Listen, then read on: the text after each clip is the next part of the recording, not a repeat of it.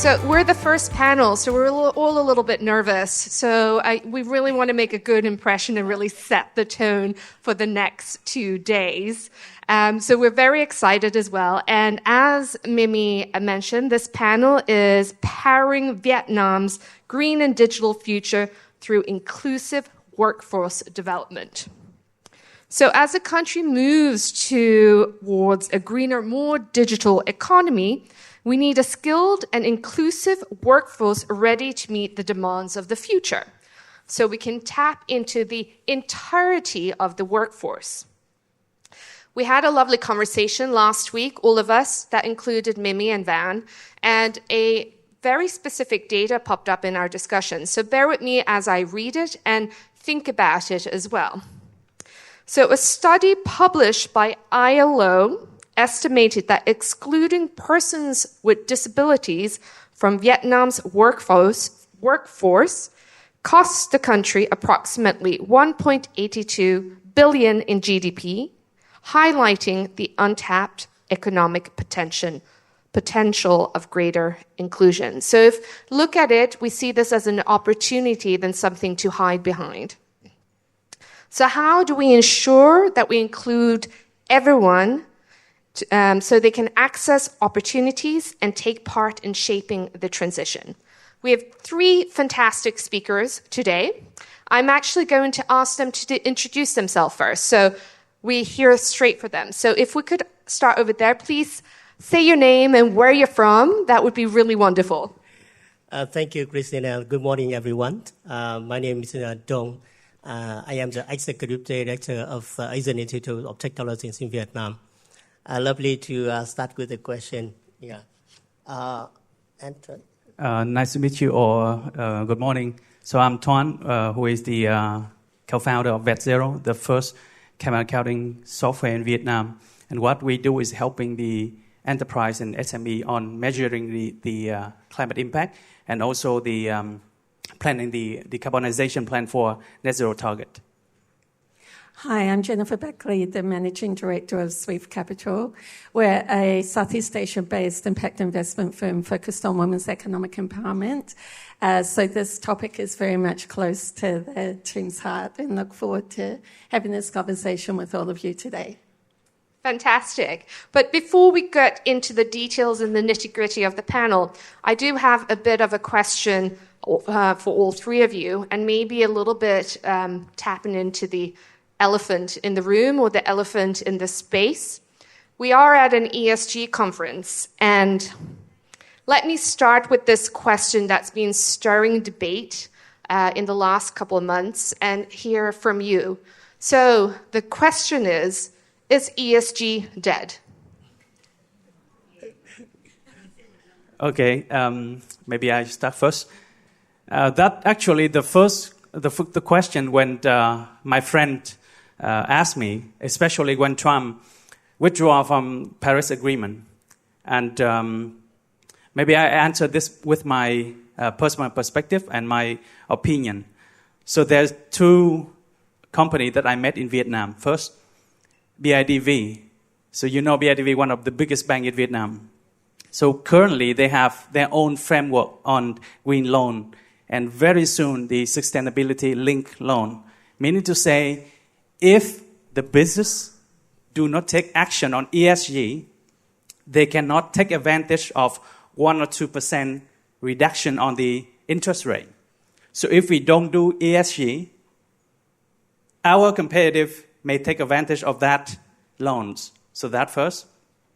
Second, I met one of the biggest retail chain in Vietnam, and their client, one of the EU client, they asked them 3 requirements. First one, they need to be comply with SBTi, which is Science-Based Target Initiative. Second, they need to achieve Scope 1 and Scope 2 emission, 100% reductions. And then Scope 3, reduce 50%. If they don't do it, I asked them, what happened if you don't do it? They said, I will lose this contract to my competitors. So ESG, in short, is something long-term now. But what I met, the story I met, if we don't do it straight away, something short run would damage the business, not also from the capital, but also the revenue. So from my perspective, ESG is not dead, but it's actually happening. And whether or not we recognize it or not, but it's still happening. And we need to take action. Thank you for that. Dr. Dong, what do you think? Okay, let me start by saying ESG is not dead. And, at IIT we believe that it is evolving and in many ways become more relevant than ever. In fact, before ESG became the global conversation, IIT had already embedded environmental sustainability, social inclusion, and strong governance into our training program and research and partnership. So they are not trends for us; they are in our DNA. So yeah, and when I'd like to look at some real challenge we face in the region and in Vietnam, whether it is education inequality, limited access for the women, or rural community, for example. But I think that's even we change the terminology, but the real problem and our responsibility still remain the same. So I think that's the principle behind the ESG absolutely remain essential. Jennifer. I agree. ESG is essential. I think from our perspective, we have a long-term thesis that businesses that are focused on positive impact will ultimately trade at a premium.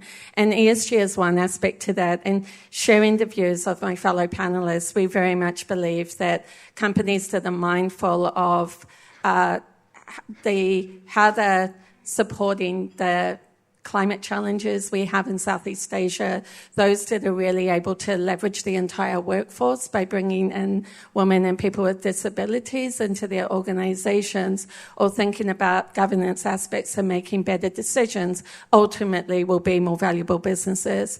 But I think this discourse over the last few months has very much provided an opportunity for us to be more thoughtful about some of what's been happening in the world. So I think from an ESG perspective, when we look at the capital markets, European stakeholders haven't been able to really focus as much on positive impact, all the things that Kylie was talking about, because they were heavily focused in spending large amounts of dollars on ESG, more as a regulatory compliance exercise. And this is an opportunity to sort of rethink how we're integrating impact into wider organizations and into the way we're underwriting investment decisions. Likewise, from a diversity perspective, it's also allowing us to really understand which stakeholders around the world are truly authentic about what they're seeking to do. Because I think there were many organizations that felt they had to express certain views because that was the trend, the hot thing to be doing at the moment, and we've gradually seen many of them pull away from some of their commitments. And I think that's okay, because what it's led to is that we know that the players that are really supporting these agendas at the moment are truly authentic and like-minded. So I think it gives us an opportunity to work with that community to drive this agenda forward over the next few years. And hopefully through that work, it's going to become clearer that maybe those that are on the fence or against some of these ideas, to really crowd them into the discussion. So I think it's a real opportunity. I think these are really great answer. And I think one of the things that I know that you talked about, the community you're working with, I think this in the room is a community. So can I see with a raised hands if you think ESG is alive? Let's get more hands up. Well, thank you so much for engaging with us on this and setting the scene. So now let's also get into the nitty-gritty of the topic. So in this next section, is where we're going to explore 3 key parts of the journey and how it's shaping it, especially the role of your organizations, the partnerships that make inclusion possible, and how impact can be measured and scaled. So we'll start with the first part of this section, and that's really understanding the role and how you're participating. So if we start with Mr. Tuan, can I ask this question in terms of your work and the work you do with FPT? This is very much in the forefront of Vietnam's digital transformation. How are you aligning your workforce strategies with emerging demands in green tech and sustainability? Okay, thank Christina for the questions. So in order to prepare for the future demand, at FPT we have 2 strategies. First is we call do it first. So what happens if we don't do it? So 3 years ago we got the question from our supplier. As you know, FPT is the one who developed the software for other companies. And they asked whether, in order to develop the software, how much emission is that? So that one the question in order to get that contract to be signed. So that 2022. So from that until now, we are one of the first company in Vietnam who commit net zero by 2040. We are the first technology company who declare and verify the greenhouse gas emissions by ISO 14064. We partner with ACCA, UNDP, UNESCO, UNICEF on different projects. For example, the carbon credit, the e-waste recycling, measuring the carbon emission for elementary school. So that give us the basic knowledge, mistakes, and lesson learned that we're willing to share later on with all of the private sectors or public sectors. So that do it first. And then, in terms of 5 strategic pillars toward the future of FPT, Dr. Bình said that we have ai bán xe số xanh, which is artificial intelligence, semiconductor, automotive, digital transformation, and green transformations. So we implement the AI first in various fields. For example, FPT, we have Long Châu, which is related to the healthcare, right? So every day, with the labor force, normal labor force, we waste quite a lot of drugs and medicines, and that will damage the environment. So we implemented AI on that to reduce the stock, we keep the stock just on the demand. So based on that, we reduce certain the impact on the environment. Also, in Vietnam, as maybe Mr. Dong is the only university that provides ESG university program. Yeah. So we implement AI in various fields. For example, AI chatbot in our software, which can replace the consultants who know how to measure the emissions, who knows how to reduce the carbon emission on certain strategies. So for us, AI is something that we invest a huge amount on, and hopefully it can help to prepare for the future demand where we don't have enough of the people right now. Fantastic. Thank you so much. And Mr. Dong, I also have a question for you. So AIT Vietnam has a deep experience in capacity building and executive training. So how can institutions like yours help bridge the gap between academic learning and practical job-ready skills, especially for underrepresented and mid-career workers? Thank you, Christina. Well, it's a very good question and also very, very critical question for any institution. As AIT, we serve our learner, not just the provider. We think that it is a stakeholder. So we develop the system to include, though often exclude. So to do this, we designed a training program specifically for the ESG and digital economy. The program like the ESG, we have the first international professional master in ESG in Vietnam, and innovation and digital transformation. So we focus program, and these programs are co-designed by industry, and routed by the real world projects, and also enriched by the industry guest lecture. Some of you here in my guest lecture. Yeah. So and we also prioritize the upskilling middle career professional by the short-term training program like green skill, digital skill, and we support them by having the partnership with support financial, and also we providing them more accessible by provide the digital platform, for example. So these are something we do. Yeah. Fantastic, Mr. Dong. And I will also ask a similar question to you, Jennifer. So Sweef Capital integrates a gender lens investing in its approach. How does that shape your role in enabling more inclusive workforce participation across the region? Thanks, Chris. Big question. Yeah. So it's Sweef Capital, Women's Economic Empowerment, is not just a principle. So I'll just check my notes here.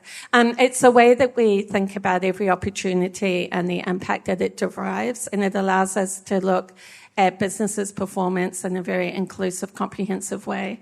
And applying the gender ROI methodology, it's really allowing us to look at different indicators within a business from a value creation perspective, and it touches on many workforce dimensions. So we're really thinking about how we improve livelihoods for women and people with disabilities in the region by looking at aspects like how the businesses that they're working for are supporting flexible work, how they're thinking about pay equity, how they're looking at performance evaluation and promotion. So Sweef Capital's work is touching on this issue in multiple ways.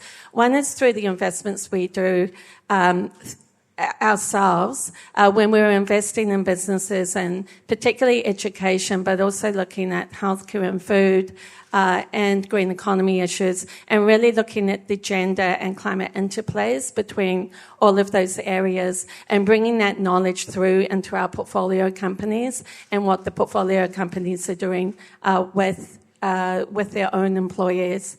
We also look at it from a program perspective. And here a good example of this is the Kinetic Sweef Entrepreneurs Program that we've just started with the support of the Australian government and Indonesia, and we're hoping over time we can bring this to Vietnam as well. And from that perspective, that program's targeted particularly at women and people with disabilities. And so I'll just make sure my notes are correct here. And it's really helping them build the skills and networks and knowledge that they need to thrive. And through that programming, we're looking at it from the perspective of helping the entrepreneurs themselves, but also supporting the ecosystem as a whole. So bringing the gender ROI knowledge into the companies operating in the green economy space, particularly supporting them to enable women coming through as leaders and people with disabilities. But alongside that work, we're also integrating this knowledge and these best practices into the wider ecosystem and supporting the incubators and accelerators, the VCs and PE firms in region, as well as those outside, to really think about how to build a more inclusive workforce, leveraging digitalization and thinking about green economy on a wider scale. And I'm conscious of time, so I'm sure I'll have a chance to talk about some aspects of that later. Thank you very much. I think one thing I want to pause here for 2 seconds, and if you look at these fantastic speakers, you have someone representing education, you have someone in the corporate field that has talked about intentionality around this space, and we have someone from the investment field talking about how you incorporate a lens to it as well. So if you take a moment and pause and really listen to what they're talking about. So they've set the scene, they've talked about their work. So I think it's a really great segue into our next part of the agenda as we talk about collaboration and partnerships, as you all work in different parts, but you all work together. So if I could start with you, as you were just wrapping up, Jennifer, if we could talk a little bit, what are the lessons you have learned as you have built capacity, and you've done a lot of work in Indonesia. So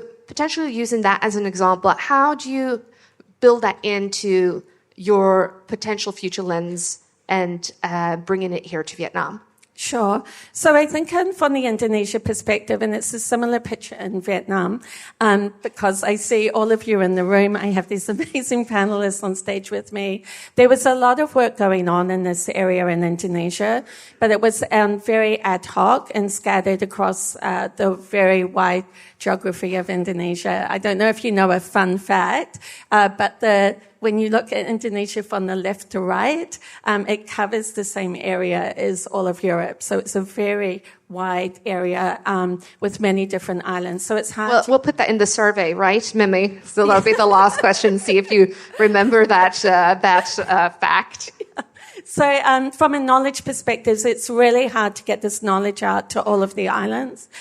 So what the program, particularly the Kinetic Suite Entrepreneurs Program, is designed to do is it's to get the entire ecosystem working around the common vision, and then to really work with the entrepreneurs in a way that we're getting the information out there at that level and in a very inclusive way, which means we need to go to them. In Indonesia, one of the challenges that we had is a lot of this work was centered in Jakarta, and it wasn't necessarily providing the right type of content that's relevant for underserved entrepreneurs like women and people with disabilities. So actually getting that out to them and ensuring that it's the right type of information that's actually going to help them build their businesses. So it needs to be extremely pragmatic, templates, things that they can really take back to their businesses and apply immediately, really ensuring that we're leveraging AI as much as possible in the programming, understanding for them how they can use the AI tools to be a lot more efficient.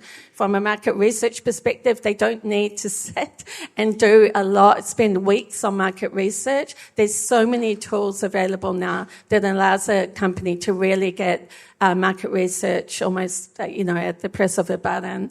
And then also ensuring everyone in the ecosystem is applying the same best practices.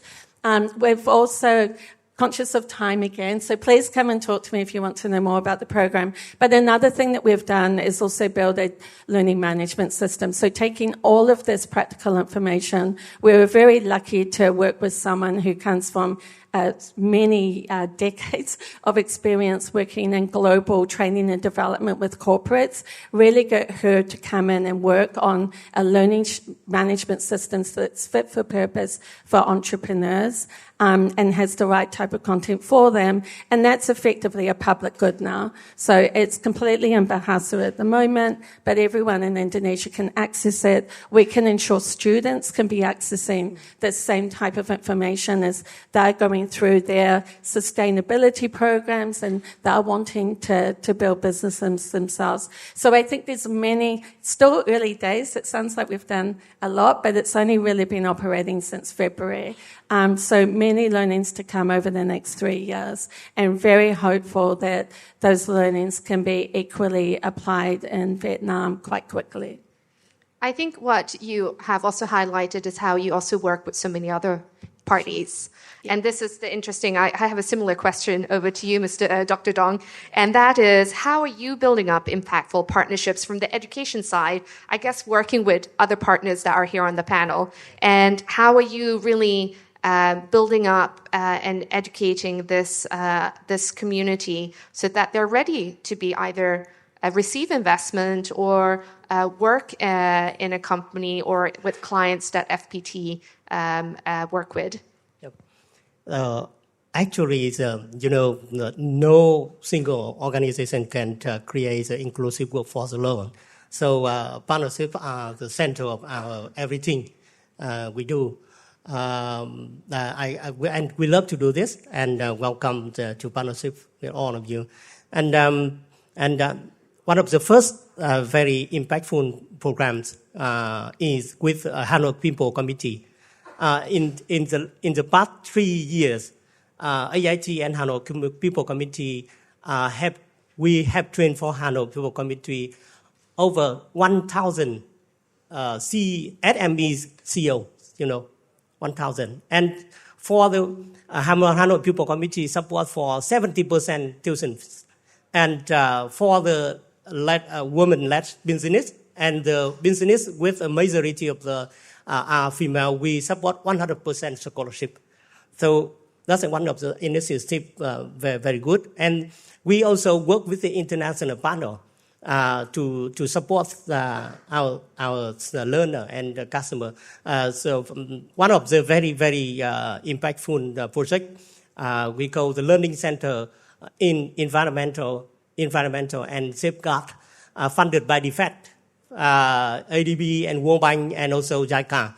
Over the past 10 years, IIT Vietnam has led this initiative in training environmental impact assessment and providing the TOT training program. And also we designed the national curriculum for Vietnam. And also I think some of you here today are recognized as a MedCZ expert from the program. I'm sure that. And then the second one is, let me share, the cooperation with the MPI, the Ministry of Planning and Investment, now in Ministry of Finance Vietnam. We work with GIZ to train the TOT in digital trainer for Vietnam. We had trained over 60, and also we had trained for the SME leaders for 10 disadvantaged provinces in Vietnam. It's about 600. So this is some two kinds of the partnership we do to support. And we are also working with banks and the other partners to support our students. For example, we work with one university and corporation, and the corporation send the student, their staff to come to study at IIT, and we help them to deal with the real problem project. And then the corporation will pay a part of tuition fee, and also the student can have more opportunity to access the program. Yeah. Thank you. Thank you so much. And a very similar question to you, Mr. Tuan. How are you ensuring collaboration and partnerships with different sectors? And I think also maybe talk a little bit how you lift it up with your clients so they really capture this community into their work as well. So for the partnership with the private sector, private sector, most of the time what they care is profitability and revenue. But regardless of that, most of our partnership will deal with climate impact. So as mentioned before, we partner with UNDP, UNESCO, and UNICEF. So very soon we will have the first program which is free for SME and also for corporation on greenhouse gas emissions monitoring and measuring. Also, we will provide a tool and software for free in order to help and raise the awareness of how your private firm actually impact the environment, and that is your starting point on what is the roadmap for net zero. So that first.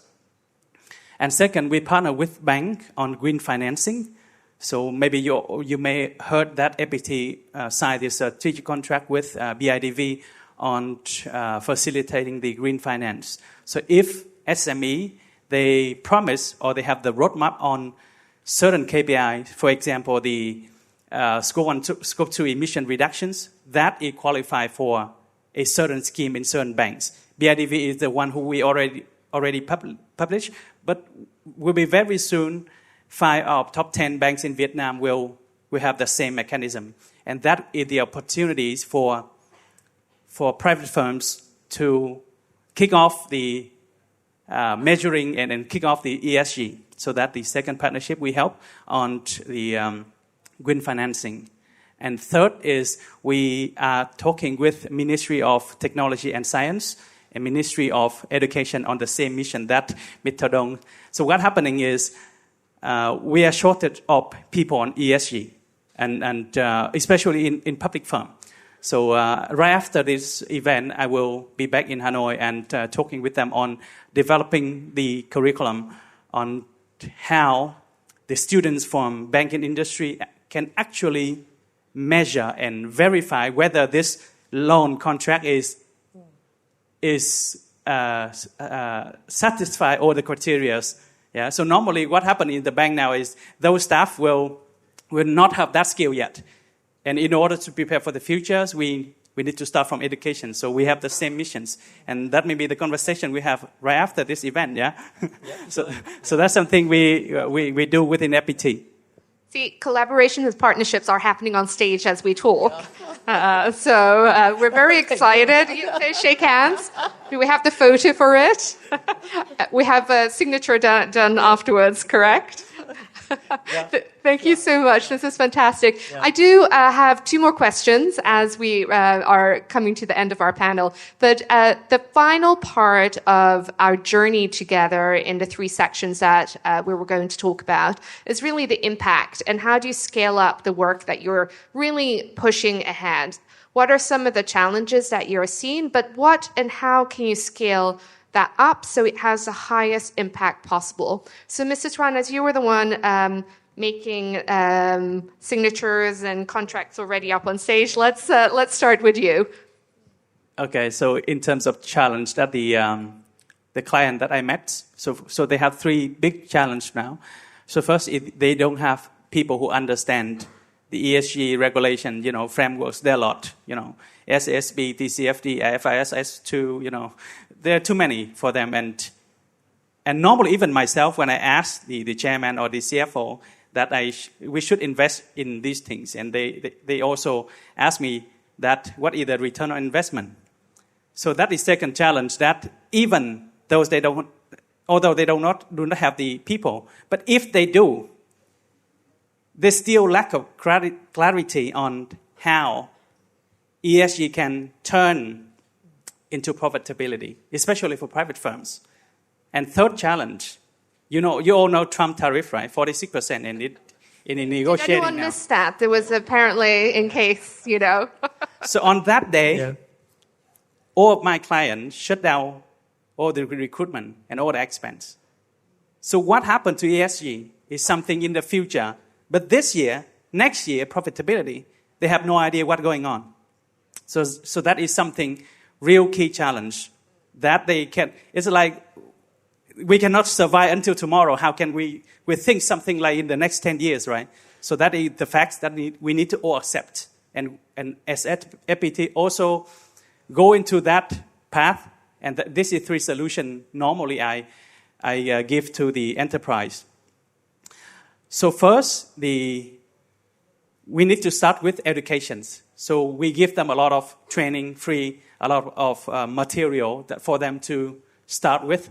And normally, we're going to draw the picture, business as usual on 2050, what happened on your emissions with their actions. And what happened if we take like the carbon price, like $5 per ton of emissions, multiplied by the certain amount of carbon dioxide. They know in the future, 2050, maybe a lot of carbon tax, going to go into their bottom line. So that first, go with education with them. Second is about awareness. So in Vietnam now, we talk about ESG in the global, but in Vietnam, recently 150 firms got quotations, got limits for their carbon emissions. And on 2026 until 2028, carbon credit exchange platform will be run. Meaning to say, if you do not take action now, maybe you need to buy carbon credit from your competitor because you are in the same sectors. So that's going to be happen. And third, we implement AI in our software in a lot of things because you see AI can help us to consume much less resources and much higher productivity. So with AI, we can help the company to operate at higher productivity, less resources, and with that, we believe we can help them to overcome those challenges. May I add the point? Yeah, suddenly I've been getting looks from Dr. Dong and Jennifer who actually want to respond as well. Yeah. Can I go first? Can you want to go first? Yeah, okay. yeah. No, we'll let Jennifer go first. This is not in the script, huh? No, just one comment. And again, speaking about collaboration and partnership, I think I'd love to do some huddling after the panel on this particular topic around how we bring the frameworks down. We know that they're important, but how do we bring them down to a level that when we're talking with entrepreneurs, because the type of entrepreneurs we have in our program have revenues below $5 million. Many of them are below 500,000. So a lot of the things we need to do with them are around building revenue and thinking about how to put the foundational skills in to scale. But we also need to teach them about the future and the environment that they're building their business within, so they're cognizant of it. So definitely I see that as being an area that is a challenge at the moment, is really how to bring these frameworks down to a level that the entrepreneurs can benefit from them and how they're thinking about scaling their businesses. So would really love to spend time with you on that. So impact's happening. Next handshake. We need your help. Yeah, Dr. Dong, you had also a comment that you wanted to share. Yeah, I'd like to comment on the return on investment and also the AI. When we organize a free training for the SME leader from 10 disadvantaged provinces, it's really hard to invite them to come to the workshop. It's free because when we invite them, they said that I am very busy now to earn money. So whether after the workshop, the training, our revenue is increased. Yeah, immediately. Yeah, so that is the first question. Yeah, first comment. And the second about the AI, and you said about the AI, and I think that I would like to add adaptabilities, and also the system thinking are just as important as the AI. So that is where education can jump in early. Yeah. So I'm going to move rapidly along with the final question, which I would like you to answer briefly so we can wrap up and let other people make deals and conversations and collaborations up on stage. So as a final reflection, a little bit similar to my question at the start, which is a little bit controversial, and you have to see how you would like to answer it. But some argue that AI and automation may replace more jobs than green and digital transition will create. So are we truly preparing people of the entirety of the workforce for opportunity or for being left behind? So Jennifer, let's start with you. Start with me. Yeah. Or does someone else want to start? Because I have a panel that's not listening to the flow of the moderation, so they get to choose now. Who would like to start? I think we should start with education. Ladies first. Yeah. Okay, ladies first. I think the AI and the adaptability, as Dr. Don alluded to, are things that the way they're integrated into businesses and the way that we think about growing businesses going forward, I think it will lead to new jobs being created. We're just in this transition at the moment that we're trying to think about what the companies of the future are like. I very much believe in this because I have a 17-year-old and twins who are 15, and these are exactly the conversations that we have. Because the reality is, when my parents were alive, they could sort of guide me on careers.